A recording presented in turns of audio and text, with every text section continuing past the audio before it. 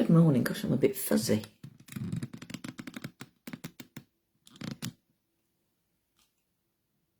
Oh, that'll do. Good morning.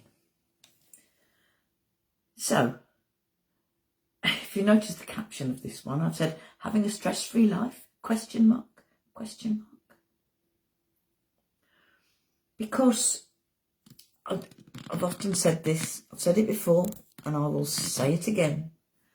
I'm sure some people think that because I am a stress management counsellor and because I teach all these techniques, and yes, I do use them, regular Tai Chi practice and regular mindfulness practice are a key part of my own health and well-being rituals. And I don't do them to try to ensure that I have a stress-free life, because that is impossible. Because life is always full of stressors. Now, sometimes the stressors are good. You're planning for a party, you're getting married, you're starting a new job, you've just met a new person and you're thinking, yes, this is the one for me. And sometimes they are bad. You take on caring responsibilities, you have a health problem, you have an accident. Both those are stressors because your body reacts to both of them in the same way. Getting excited about something causes exactly the same physical response in your body as getting worried about something. Because your body is reacting to what's going on in your brain, and your brain just feels, right, there is a stressor here. I need to be able to respond.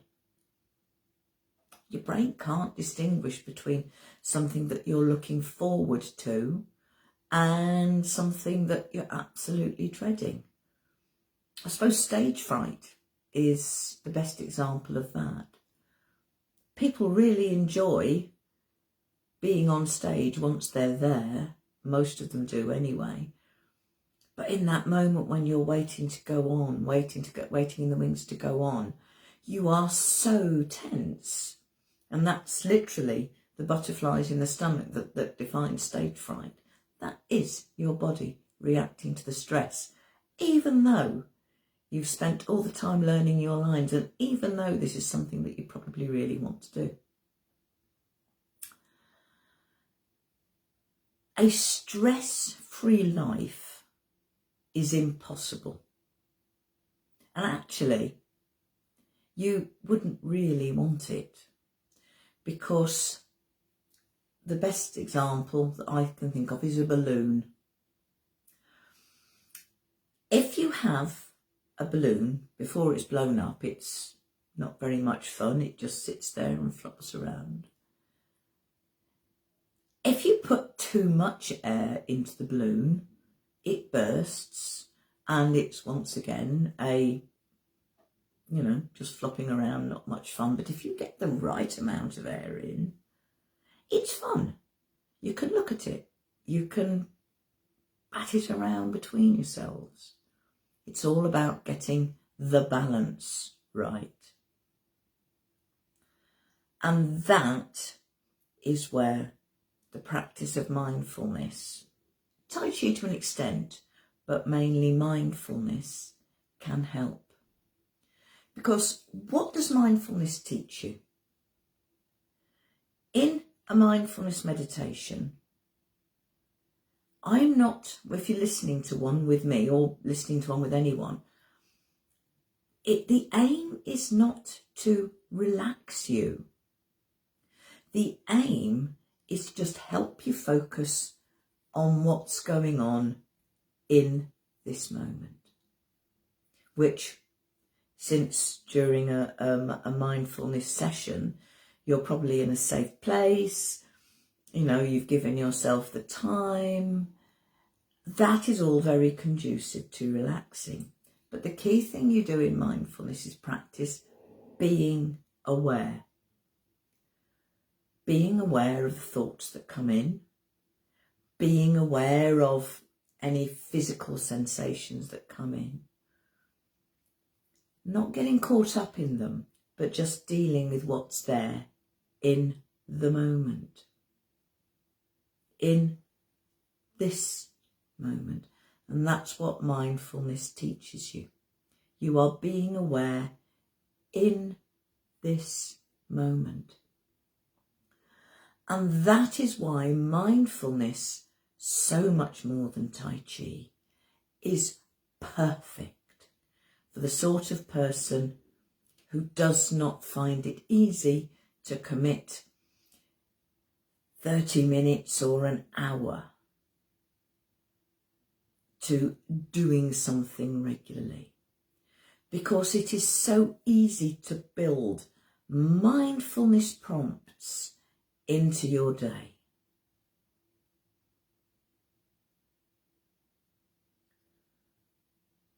You can practice. There are certain things that we do every day that can become a mindfulness prompt for you. Washing your hands. How often do you wash your hands each day? For anything like me, since the pandemic, this has become a much more frequent thing, and probably, like me, washing your hands is a longer process than it used to be before COVID. And every time you wash your hands, you can turn it into a mindful moment. By which I mean, for the time that you're washing your hands, you really focus on what you're doing. Just keep your focus on your hands, on the soap, on the water, on the hand sanitizer, whatever you're doing. And for that time, that minute or 2 minutes that you're washing your hands, all you're doing is noticing the hands, the water, the soap, the smells. For those 2 minutes, you are practicing being aware. Oh, now I can hear you saying, okay, well, how does that really help me when I'm, confronted with a problem to solve or, an argument with my boss? Because the more you practice being aware of what's going on in your mind and in your body, the more automatic it becomes. And so if you know you've got to go in and have a difficult conversation with somebody, you will recognise that slight butterfly feeling in your stomach, or you'll recognise that your breathing has changed slightly, and you will realise that you are stressed. And that gives you the choice to take a deep breath, slightly reduce those stressor chemicals so that you go into the situation not stressed, not angry, not worried, but you go into it slightly calmer and able to think more proactively. This is an illustration I've used before. It's one I will use again because it is absolutely brilliant. This clenched fist represents your brain. Yes, your brain.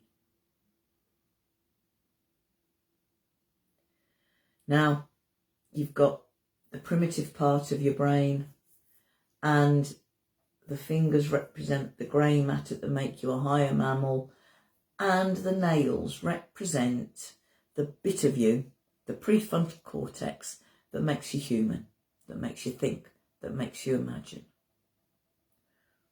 And the phrase often used is that when someone goes mad, they'll say they flipped their lid. And in a way, that's exactly what happens when you're stressed. and you're not being mindful, because it means that the bit of you that can think and react logically is not in connection, and everything is being driven by your instinct. And what mindfulness can teach you to do is reconnect the bit of you that can react proactively and not go on instinct. And that moment of taking a deep breath before you go into that conversation is sometimes all you need to do to stop that happening and mean that you go in thinking like a human rather than reacting like a more primitive creature.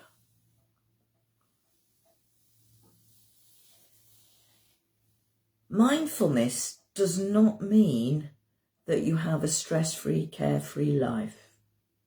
Sadly, I can vouch for that from personal experience.